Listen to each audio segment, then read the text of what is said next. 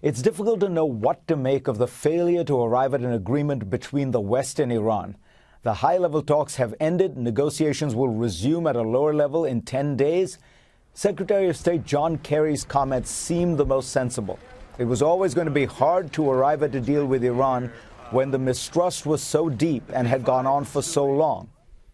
But what was remarkable was the tone of the negotiators as they broke up. Both the Iranians and the main Western negotiator, Catherine Ashton of the European Union, were positive and constructive, believing that much progress had been made. There were voices that were much less positive. Israel's Prime Minister Benjamin Netanyahu criticized what he described as the deal of the century. His aides explained that Iran was going to get everything it wanted in return for nothing. A mess of pottage, said one of them, making a biblical allusion. The other critic of the deal appears to have been French Foreign Minister Laurent Fabius. France's hardline position actually allowed Washington to look reasonable, though for some it proved that no matter what position the United States takes, you can count on France to try to sabotage it. But the criticisms of the deal sound like alarmist hype to me. The basic agreement that might have been inked was that Iran would temporarily freeze its nuclear program, including its uranium enrichments, in return for some relief from Western sanctions. During that period, about 6 months, serious negotiations would take place to arrive at a final agreement.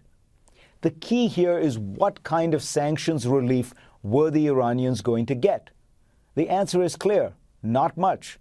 The Obama administration was not proposing that any of the major sanctions against Iran be lifted or even suspended. Those are all passed by Congress and couldn't be lifted easily anyway. It was proposing to take pretty minor steps. Europe has more flexibility on sanctions, but from what we've heard, those countries were also proposing relief of very small kinds.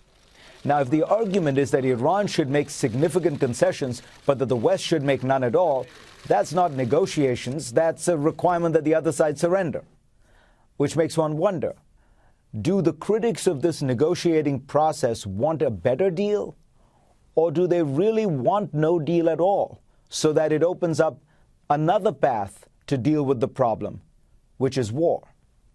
In that case, the danger for those critics was not that the Geneva negotiations were failing, but rather that they were succeeding.